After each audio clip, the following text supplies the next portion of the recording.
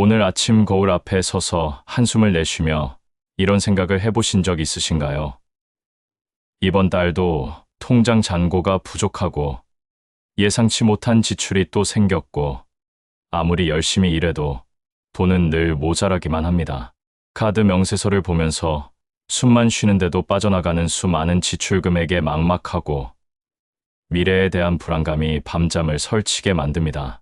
혹시 지금 이런 상황에서 답답함을 느끼고 계신가요? 열심히 살아가는데 왜 재정적인 여유는 생기지 않을까요? 왜 다른 사람들은 여유로워 보이는데 나만 이렇게 힘들까요? 이런 고민들이 마음 깊은 곳에 자리하고 있다면 오늘 이 시간이 여러분에게 큰 전환점이 될 것입니다. 하나님께서는 우리의 재정 문제에 대해 결코 무관심하지 않으십니다. 성경은 돈과 재물에 대해 수많은 지혜와 원칙들을 말씀해 주고 있습니다. 오늘 이 말씀들이 여러분의 마음에 깊이 새겨져서 실제 삶에서 변화를 경험하시기를 바랍니다. 오늘의 말씀이 도움이 되셨다면 구독과 좋아요가 말씀을 나누는 큰 힘이 됩니다. 그런데 많은 분들이 재정 문제를 단순히 돈의 문제로만 생각합니다.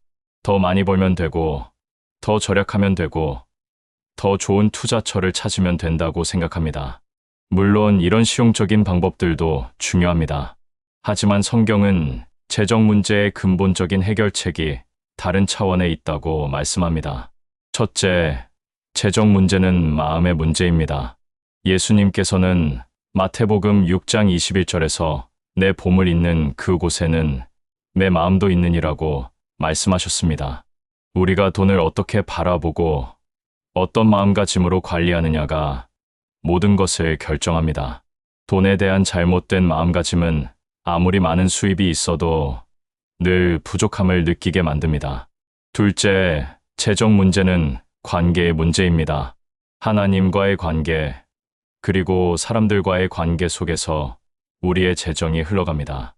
말라기 3장 10절에서 만군의 여호와가 이르노라, 너희의 온전한 11조를 창고에 들여 나의 집에 양식이 있게 하고 그것으로 나를 시험하여 내가 하늘 문을 열고 너희에게 복을 쌓을 곳이 없도록 붙지 아니하나 보라고 말씀하셨습니다. 하나님과의 올바른 관계가 재정 축복의 기초입니다. 셋째, 재정 문제는 청지기직의 문제입니다. 우리는 하나님께서 맡겨주신 재물의 청지기입니다. 누가복음 16장 11절에서 너희가 만일 불의한 재물에도 충성하지 아니하면 누가 참된 것으로 너희에게 맡기겠느냐고 말씀하셨습니다. 하나님께서 주신 재물을 어떻게 관리하느냐에 따라 더 큰 축복이 결정됩니다. 이제 재정 문제가 해결되는 4가지 핵심 말씀을 함께 살펴보겠습니다. 이 말씀들을 깊이 깨닫고 실천한다면 여러분의 재정 상황은 분명히 변화를 경험하게 될 것입니다. 첫 번째로, 먼저 그의 나라와 그의 의를 구하는 삶입니다. 예수님께서 마태복음 6장 33절에서 그런즉 너희는 먼저 그의 의를 구하라 그리하면 이 모든 것을 너희에게 더하시리라고 약속하셨습니다. 이 말씀은 단순한 종교적 격언이 아니라 재정 관리의 가장 근본적인 원리입니다. 그의 나라와 그의 의를 구한다는 것은 하나님의 가치관과 원칙을 우선순위에 두는 것을 의미합니다. 세상은 돈을 먼저 구하고 나서 하나님을 생각하라고 말하지만 하나님은 정반대로 말씀하십니다. 하나님을 먼저 구할 때 모든 필요한 것들이 더해진다는 약속입니다. 이것이 중요한 이유는 우선순위가 잘못되면 모든 것이 꼬이기 때문입니다. 돈을 최우선으로 두면 불안과 초조함이 생기고 잘못된 판단을 하게 됩니다. 급한 마음에 위험한 투자를 하거나 부정한 방법으로 돈을 벌려고 시도하게 됩니다. 이것은 이웃 혹은 만나는 모든 사람들과의 관계에서도 부정적인 결과를 가져올 수 있습니다. 하지만 하나님을 먼저 구하면 마음의 평안이 오고 지혜로운 판단을 할 수 있게 됩니다. 실천법은 매일 아침 기도할 때 재정에 대한 염려를 하나님께 맡기는 것입니다. 오늘 하루 하나님께서 원하시는 일을 먼저 생각하고 돈에 관한 모든 결정을 하나님의 뜻 안에서 내리겠다고 다짐하는 것입니다. 그리고 11조와 헌금을 통해 하나님을 먼저 인정하는 신앙의 표현을 하는 것입니다. 실제로 김은숙 권사님의 경우를 보겠습니다. 65세의 작은 슈퍼를 운영하던 김 권사님은 매월 적자에 허덕이며 문을 닫을 생각까지 했습니다. 그런데 어느 날 이 말씀을 묵상하면서 결단했습니다. 어려운 중에도 11조를 정확히 드리고 매일 아침 가게 문을 열기 전에 하나님께 이 사업을 맡겨드린다고 기도했습니다. 그 결과 6개월 후부터 매출이 서서히 늘기 시작했고 1년 후에는 안정적인 수익을 얻게 되었습니다. 김 권사님은 하나님을 먼저 구했을 때 모든 것이 더해지는 약속이 실현되었다고 간증했습니다. 이처럼 하나님을 먼저 구하는 삶은 단순한 종교적 행위가 아니라 가장 지혜로운 재정 관리 방법입니다. 하나님께서 우리의 필요를 아시고 채워주실 것을 믿고 그분의 뜻을 먼저 구할 때 진정한 재정 안정이 찾아옵니다. 여러분도 오늘부터 이 원리를 적용해 보시기 바랍니다. 두 번째로 부지런한 손으로 일하는 삶입니다. 잠언 10장 4절에서 손을 게으르게 놀리는 자는 가난하게 되고 손이 부지런한 자는 부하게 되느니라 고 말씀하고 있습니다. 또한 잠언 21장 5절에서는 부지런한 자의 경영은 풍부함에 이를 것이나 조급한 자는 궁핍함에 이를 따름이니라고 가르쳐 줍니다. 하나님께서는 우리에게 일할 수 있는 능력과 기회를 주셨습니다. 기도만 하고 가만히 앉아 있으면 하늘에서 돈이 떨어질 것이라고 기대하는 것은 잘못된 믿음입니다. 믿음과 행함이 함께 갈 때 하나님의 축복이 나타납니다. 부지런함이란 단순히 많은 시간을 일하는 것을 의미하지 않습니다. 지혜롭게 계획하고 성실하게 시행하며 꾸준히 노력하는 것을 말합니다. 또한 하나님께서 주신 달란트와 기회를 최대한 활용하는 것을 의미합니다. 이것이 중요한 이유는 하나님께서 게으른 자를 통해서는 역사하지 않으시기 때문입니다. 성경은 일하기 싫어하는 자는 먹지도 말라고까지 말씀합니다. 부지런함은 하나님의 축복을 받기 위한 필수 조건입니다. 실천법은 매일 구체적인 목표를 세우고 성실히 시행하는 것입니다. 게으름을 피하고 시간을 효율적으로 사용하며 자신의 능력을 개발하기 위해 지속적으로 노력하는 것입니다. 또한 맡겨진 일에 최선을 다하고 새로운 기회가 올 때 적극적으로 도전하는 자세를 갖는 것입니다. 박선미 집사님의 이야기를 들어보겠습니다. 52세 박 집사님은 남편이 사업에 실패한 후 가게가 어려워지자 20년 만에 다시 취업을 준비했습니다. 나이가 많아 쉽지 않았지만 매일 새벽 5시에 일어나 컴퓨터를 배우고 자격증을 준비했습니다. 6개월의 노력 끝에 작은 회사에 취업했고 성실한 근무 태도로 인정받아 2년 후에는 팀장으로 승진했습니다. 박 집사님은 부지런한 손으로 일할 때 하나님께서 길을 열어주신다는 것을 경험했다고 말합니다. 60세 이정수 장로님의 경우도 마찬가지입니다. 조기 퇴직 후 작은 카페를 운영하게 되었는데 매일 새벽 4시에 일어나 직접 빵을 만들고 손님들을 맞이했습니다. 처음에는 손님이 적어 걱정했지만 정성스러운 서비스와 꾸준한 노력으로 단골 고객들이 늘어났습니다. 3년 후에는 지역에서 소문난 맛집이 되어 안정적인 수입을 얻게 되었습니다. 부지런한 손으로 일하는 것은 하나님께서 주신 축복의 통로입니다. 게으름을 버리고 성실하게 노력할 때 하나님께서 우리의 수고를 축복하시고 풍성한 열매를 맺게 하십니다. 오늘부터 여러분도 더욱 부지런한 자세로 맡겨진 일에 최선을 다해 보시기 바랍니다. 세 번째로 지혜로운 청지기가 되는 삶입니다. 누가복음 14장 28절에서 너희 중에 누가 망대를 세우고자 할진대 자기의 가진 것이 준공하기까지에 족할는지 먼저 앉아 그 비용을 계산하지 아니하겠느냐고 말씀하셨습니다. 또한 잠언 27장 23절에서는 내 양떼의 형편을 부지런히 살피며 내 소떼에게 마음을 두라 고 교훈하고 있습니다.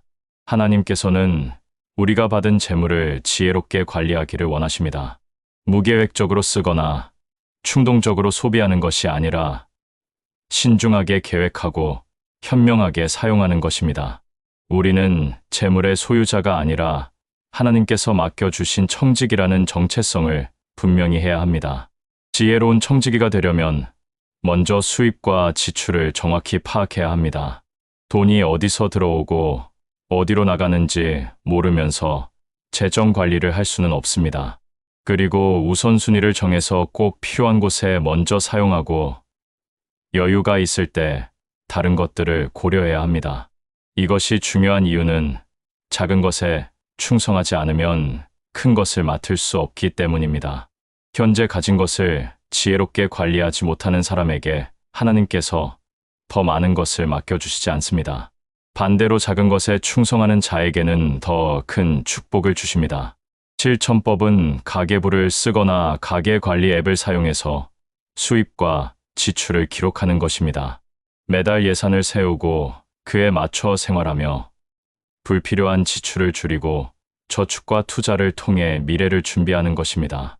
또한 빚을 줄이고 신용을 관리하는 것도 중요한 청지기의 역할입니다. 조영철 집사님의 예를 들어보겠습니다. 45세 조 집사님은 월급쟁이로 살면서도 늘 돈이 부족했습니다. 어디에 돈을 쓰는지도 몰랐고 계획 없이 생활했습니다. 그런데 청지기 의식을 갖게 된 후 매일 가계부를 쓰기 시작했습니다.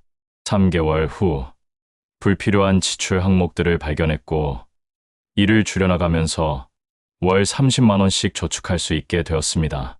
2년 후에는 적금으로 목돈을 마련해 전세금을 올려 더 좋은 집으로 이사할 수 있었습니다. 또 다른 사례로 58세 한미경 권사님이 있습니다. 남편과 함께 작은 식당을 운영하던 한 권사님은 매일 매출과 비용을 꼼꼼히 기록했습니다. 원재료비, 인건비, 임대료 등을 정확히 계산해서 메뉴 가격을 책정하고 낭비 요소들을 하나씩 제거해 나갔습니다. 그 결과 같은 매출에서도 더 많은 순이익을 남길 수 있게 되었고 5년 후에는 두 번째 매장을 열 수 있는 자본금을 모을 수 있었습니다.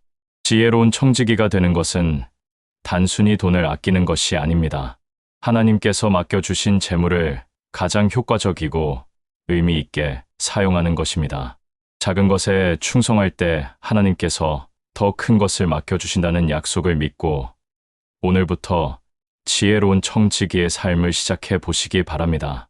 네 번째로 나누는 삶을 사는 것입니다. 누가복음 6장 38절에서 주라 그리하면 너희에게 줄 것이니 곧 후이 되어 누르고 흔들어 넘치도록 하여 너희에게 안겨주리라. 사람이 헤아리는 그 헤아림으로 자기도 헤아림을 도로 받을 것이니라고 약속하셨습니다. 또한 잠언 11장 25절에서는 구제를 좋아하는 자는 풍족하여질 것이요 맘을 윤택하게 하는 자는 자기도 윤택하여지리라 고 말씀하고 있습니다. 하나님께서 우리에게 재물을 주시는 이유 중 하나는 다른 사람들과 나누게 하기 위함입니다. 나만을 위해 모으고 쌓아두는 것이 아니라 필요한 곳에 나누어 줄 때 더 큰 축복이 수만됩니다. 이것은 하나님 나라의 경제 원리입니다. 나눈다는 것은 단순히 돈을 주는 것만을 의미하지 않습니다. 어려운 이웃을 돕고 하나님의 일에 헌신하며 다음 세대를 위해 투자하는 모든 것을 포함합니다. 또한 시간과 재능, 사랑과 관심을 나누는 것도 포함됩니다. 이것이 중요한 이유는 움켜쥔 손으로는 받을 수 없기 때문입니다. 하나님의 축복은 열린 손을 통해 흘러갑니다. 자신만을 위해 살 때는 마음도 삭막해지고 축복의 통로도 막히게 됩니다. 하지만 나누는 삶을 살 때 하나님께서 더 풍성하게 채워주십니다. 실천법은 수입의 일정 부분을 나눔을 위해 구별해 두는 것입니다. 11조 외에도 헌금과 구제비를 따로 책정하고 주변의 어려운 이웃들에게 관심을 갖는 것입니다. 또한 시간과 재능을 나누어 섬기는 일에도 참여하는 것이 중요합니다. 김영훈 장로님의 이야기를 들어보겠습니다. 52세 김 장로님은 중견기업 부장으로 일하면서 적지 않은 수입이 있었지만 늘 돈이 부족하다고 느꼈습니다. 그런데 어느 날부터 매월 수입의 일정 부분을 구제비로 따로 떼어두고 어려운 이웃들을 도우기 시작했습니다.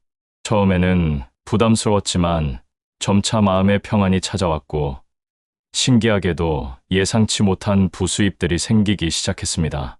성과급, 부업 수입, 투자 수익 등이 늘어나면서 나누기 전보다 오히려 더 여유로운 생활을 하게 되었습니다.